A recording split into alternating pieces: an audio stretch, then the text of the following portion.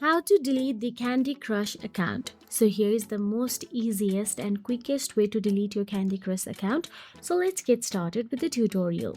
First of all, open the Candy Crush app on your mobile device and make sure that you are signed in to your Candy Crush account. Now, once in there, all you have to do is tap on the settings icon available at the bottom left corner of your screen.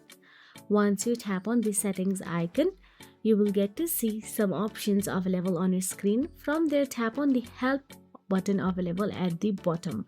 You can see account and help, tap on it. Now tap on the help deleting account. Now all you have to do is scroll down till the bottom and there you will get to see delete my account option available in the green highlights. Tap on it and navigate to the procedures. So here confirm the deletion by tapping on the delete my account option available there again and your account will be successfully deleted. So that is it. If you found this video helpful, please like, share and subscribe and thank you so much for watching.